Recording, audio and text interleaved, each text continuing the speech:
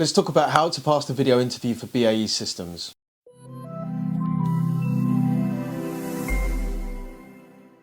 What's up guys, it's Mike from Job Ready English here with another video to help you get hired. Today we're going to be talking about the defence, manufacturing and engineering giant BAE Systems and how you can pass their video interview. As ever, if you want access to an in-depth and up-to-date research note, courses, sample answers and everything that you need to give you the best help possible to pass your BAE video interview, check out the link to our BAE Systems Pass the Interview pack down in the description below. If you've never watched one of our Pass the Video interviews before, they're really simple and easy to understand. We split them into 3 parts.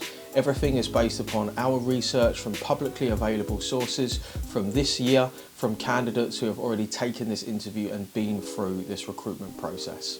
Part number 1, we go through the whole recruitment process and what you can expect. Part number 2, we talk about the most common questions which featured repeatedly from different candidates who've been through the interview process with BAE Systems. And part number 3, we highlight other questions that came out which we find interesting. And we talk to you about how you can answer these questions, frameworks that you can use and things that you can think about. Let's start off with part 1, the BAE Systems recruitment process. So candidates reported the process took about 1 month. You apply online, you do some online assessments with BAE Systems. You have a pre-recorded interview with 7 to 10 questions. You get 30 seconds to prepare an answer and 2 minutes to record your answer. You do have several attempts to re-record your answer. If you're successful, you then be invited to an assessment centre where you have interview, face-to-face, and some other group building activities. Let's talk about the 6 most common questions that we came across with BAE Systems and how you can answer them. Question number 1, give an example of a problem that you have solved. Now this is a competency style question, so you should be thinking about answering in the STAR style format. Situation, task, action, result. Situation, where were you? Task, what did you have to do? Action, what did you do to demonstrate this skill, this competency? And result, what was the result that you achieved? So the first thing that you always want to think about when answering these types of questions is, what is the competency, what is the skill that I'm being tested on? So give an example of a problem you've solved, they're testing your problem solving skill. So what makes you, or what makes a person a good problem solver? Well, understanding the problem, identifying the elements of the problem, laying out a plan to solve that problem, seeking help and additional resources, and methodically working towards a solution. As ever, once you know that trick with a competency question, you can always just write into Google, what a good problem solving skill, what a good teamwork skill. These are very easy to break down once you get the hang. Now, when talking about a problem that you have solved, ideally, you want to use an experience which is from work. If you can't get that, then that's absolutely fine. But you want to have experience that you're demonstrating, which is as close as possible to what you're going to do. Doesn't matter what type of work it is, it's just where you solved the problem at work. If not, then how about when you've been part of a club or a society or a club in your personal life, which is outside of your work, for example. Other than that, then it could just be relating to your academic. But if you only have an academic experience, it doesn't make it worse, it just doesn't make it as relatable. But just methodically go through that process. What was the problem that I had? What were the parts of the problem? How did I plan it out? What additional help and support that I need? What research did I do? And what were the steps that I went through to solve this problem? I find it very easy, particularly with this question, you can literally write them out. Bullet point by bullet point, what's the next thing I did? What's the next? Question number 2, give an example where you have demonstrated either integrity, teamwork, ingenuity, or initiative. Now, clearly, I would think that this question is relating to BAE Systems core values. Remember, any company's core values will form the foundation of their interview and recruitment process. This is something that we actually include in our research notes, just so you can really understand the language that the company is using when they're describing themselves, what they want to do, and the type of people that they want to work for them. So if you're talking about integrity, that's doing the right thing, teamwork, working with others, ingenuity, thinking of a really cool idea, initiative, working upon your own steam. And again, try to draw from your work experience. I would say probably the easiest one to do is teamwork. The hardest one is probably integrity, because most of us don't find our integrity challenging. challenged, or where we're basically being asked to deceive others. One thing to think about with integrity is sometimes you can have the integrity with yourself to produce a piece of work, to complete a project or do something which is the best that it possibly can be. Something that I tend to find comes up with myself personally around integrity is when we're producing work, I always think to myself, is this the best that it can possibly be? If not, why not? How can I make more time for that to make sure that that's happened? Ingenuity, just coming up with a new idea, or very often just seeing things in a different way. You know, it doesn't have to be something which is going to change the world, but it could just be something you think, wow, that would be a great new way of doing this. We've always done it like X. How about if we did it like Y? And a lot of that can be drawn from personal experience. Initiative is really just having the ability to do stuff yourself, being left to your own devices and thinking, right, well, I've got this essay that I need to do and I know what it's about. I'm going to go and take myself to the library this afternoon and spend all afternoon researching sources, making a book list, trying to get everything together so I'm ready for tomorrow, the next week, the next month, and put a plan together. That's using my initiative. Question number 3, tell us about a time you chose to do the right thing rather than the easy thing. I absolutely love this question. It links through to integrity and also just hard work and discipline. So doing the right thing rather than the easy thing is very often not cutting corners, not taking shortcuts, going the extra mile, trying to deliver a service to somebody else or produce a project or something that you've done. When I think to myself about doing the right thing rather than the easy thing, a lot of that is about having the discipline to put in the time, the hours to put in some additional research into a bit of work, to re-edit a book that I've already edited 5 times. It's just having that little attention to detail. I'm really thinking to myself, is this the best possible piece of work that I can put out, or is there something extra that I can do?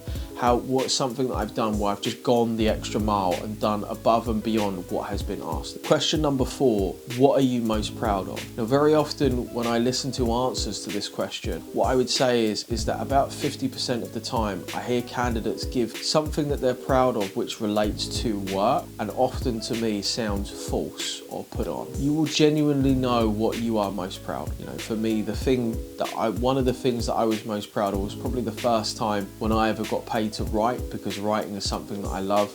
I can remember it very clearly. My first ever gig for writing was writing poems for guys on Fiverr. I charged £15 and they could send me some information and then I would write a poem for their wife or their girlfriend. And the first time someone paid me for that, it was one of the proudest moments of my life, because it was the first time that I realised I could actually get paid to write something. And I really didn't think it was possible to get paid to do what you love. So pick something that resonates with you, and that's a story maybe that you tell a girl or a boy that you'd like, or you kind of find yourself telling over and over again when you meet friends, or it's just something when you think, if I could only tell one story that really encapsulated what I'm about and what I can achieve, what would that story be? Question number 5, what would be your career prospects here? Now, this is very much about understanding the role that you're applying for, reading the job description, what are the qualifications that you're going to be studying for, what is the career progression within this. This is something that you could use prospects for or Glassdoor if you don't understand the prospects within your given industry. Are you particularly excited to work on a certain project with a particular type of technology, or to use a certain new engineering method? Is there a client that you'd like to work with? This is a really good opportunity to demonstrate your understanding of the role itself and basically where you're going to be in 5 years. Question number 6, how would you work in a group project? This is very similar to tell me about a time when you worked in a team. Now, when thinking about this, initially this looks like a strength-based question. You know, how would you work in a group project? Well, first of all, I would try and be as organised as possible. I would be prepared. I'd show up on time to the meeting. I would be happy to lead that project and also happy to follow somebody else's lead, and I would clearly demonstrate what skills and what I could bring to the table. I would ask to be given the right amount of work to do. I would see how I could help others. I would communicate, I would be prompt and on time and try and deliver above and beyond what I was asked to do. But you can also frame this with an example. So it could be something in your workplace, your academic life, as part of a society, just where you say, well, this is a time when I worked as part of a team and really I was a damn good team member. What is something that you've done that's made that you, the person in the team that everyone's like, oh man, I'm glad Steve's part of the team. Like, yeah, he's really kind of like pulled it together for us. Rather than being that one person who's everyone kind of dragging along saying, come on, we need to get this done. Where are you? What have you done? Why are you late? So here are a couple of other questions that we came across, which we found really interesting. Explain to me an example when you have been creative. Now, for me, when people think about creativity, they might think about writing or drawing or designing something, but really creativity is just seeing the world a little bit differently from everybody else. It's just doing things in a slightly different way than the ways that other things have been done before. Question number 2, what has been your greatest challenge? Very similar to what are you most proud of? What has been your greatest challenge? This is a great opportunity to be honest. I've heard people share about mental illness, physical illness, death within the family, moving to study in a different country, overcoming heartbreak, or failing an exam, failing the year, repeating themselves. And this is a really good place for you to demonstrate your resilience and what you've done to overcome that. Question number 3, name a time you made a decision that negatively affected somebody else. Now, most people, unless you're maybe in a management position, you're not going to have made a decision where you've had to let somebody go. But negatively affecting somebody else could just be, giving somebody a really honest piece of feedback. Someone shared some work with you and they've asked for your opinion, and you've had to be really honest with them and say, look, I feel like there's a lot of work that needs to be done. This is definitely something that needs to be improved upon. The negative effect should really be mitigated by saying, but this was helpful, this was the result, this is what was learned, this is how I helped this person.